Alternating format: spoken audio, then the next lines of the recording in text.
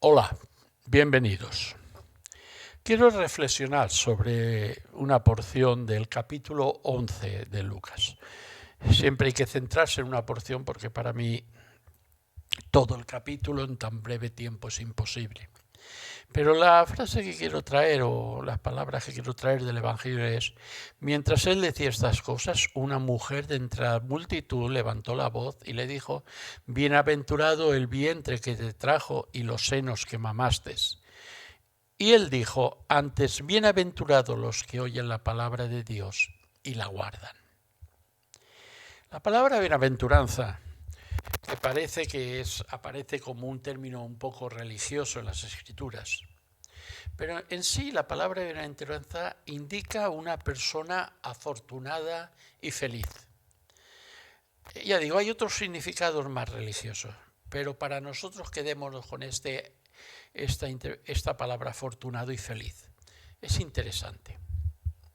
El maestro, en medio de una serie de situaciones que presenta esta porción, nos indica que los verdaderos afortunados en la vida son los que oyen y guardan la palabra de Dios, y que esto produce la felicidad. Hablamos tanto de encontrar la felicidad. Son muy felices los que guardan la palabra y oyen la palabra de Dios. En otras palabras, les importa la palabra de Jesús y como les importa la ponen por práctica.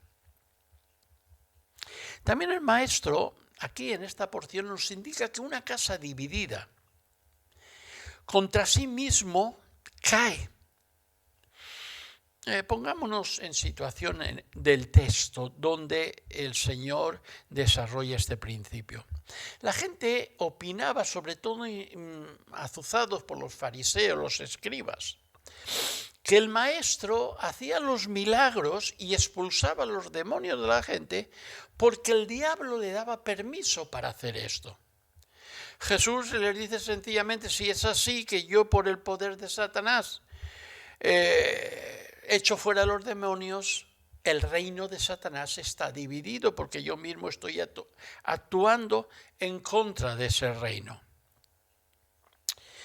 Pero el Señor quería ir un poco más allá, dándonos una advertencia en cuanto a esta división que habla. En la versión de la Biblia, Nueva Versión Internacional, este pasaje se lee así: Jesús conocía sus pensamientos, así que dijo: todo reino dividido por una guerra civil está condenado al fracaso. Una familia dividida por peleas se desintegrará. Se ha dicho siempre que en una guerra civil nunca hay vencedores y perdedores. Todos en una guerra civil, en una guerra entre hermanos, en una guerra dentro de una nación, entre los miembros de esa misma nación, todos son perdedores, aún los ganadores. Pues siempre es una guerra interior, no es una guerra contra el enemigo de fuera. Sabemos lo que es una guerra civil. No podemos decir que alguien ha ganado porque todo el mundo ha perdido. Y podemos entrar en una guerra civil personal cuando no hay una verdadera conversión en nuestras vidas. Podemos estar en guerra civil con nosotros mismos, y quiero decir con eso tener apariencia de cristianos. Incluso hasta el diablo puede tener interés en que haya esa apariencia de cristianos en nuestras vidas. Pero tal como el Señor Jesús nos indicó, todos estos tipos de vida que están en esta guerra civil, que no están en paz, que no son afortunados y felices, están condenados al fracaso. Toda apariencia de piedad, todo lo que no es genuino, está para Dios abocado al fracaso, condenado al fracaso. La conversión a Dios y el rechazo del pecado es lo que demuestra la victoria de Cristo sobre el diablo y sobre el poder en nuestras vidas.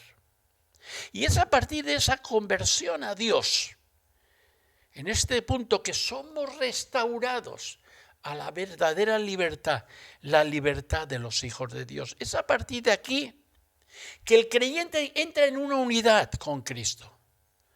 Es a partir de aquí, de esta conversión, que empezamos a ser útiles en sus manos. Por eso, en estos tipos de vida, de esos bienaventurados que oyen la palabra de Dios y la guardan, no existe la guerra civil. Pero sencillamente, dice Pablo, y vosotros de Cristo y Cristo de Dios. Y ahí no hay guerra civil. Ahí no hay conflicto, ahí no hay interrogantes. Cuando hay peleas en una familia, el texto nos advierte, la familia se desintegrará. Nos sorprendemos. Nos sorprendemos de que haya divorcio, nos sorprendemos, es porque no hay unidad. No son de un solo corazón. No son de Cristo y Cristo de Dios. Podemos hablar de nuestra familia propia. Si no hay unidad, nos desintegraremos. Hablemos de nuestra comunidad eclesial. Si no estamos, nuestra comunión no está basada en la conversión genuina y tenemos apariencia, pero no genuidad, que parece ser que todo va bien, pero no hay genuidad, la sentencia de la palabra de Dios es que no permanece, se desintegra. Por eso, si no es genuina nuestra conversión y relación con Dios por medio de la fe en Jesús, se puede barrer la casa todas las veces que queramos, pero más pronto o más tarde vuelve a ser ocupada por el enemigo de nuestras vidas y la situación es mucho peor. Frente a las bienaventuradas, a las bienaventuranzas del principio, a los afortunados y felices de los que oyen la palabra de Dios y la guardan, el maestro pone la otra cara de la mano, necios, ignorantes, al final, los últimos versículos. Dice a algunos fariseos que guardáis las apariencias, pero por dentro estáis sucios, limpiados tanto por fuera como por dentro. Genuidad.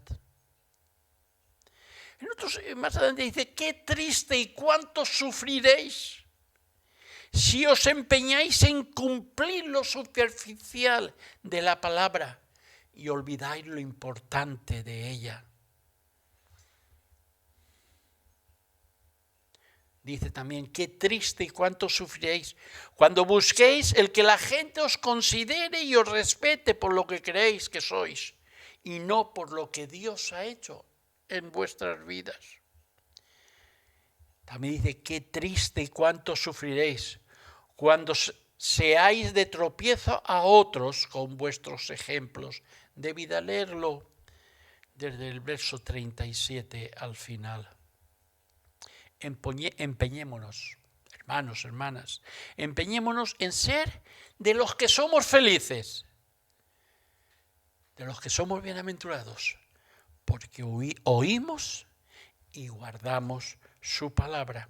Y ya sabemos que guardar su palabra es ponerla por práctica. Que el Señor nos bendiga.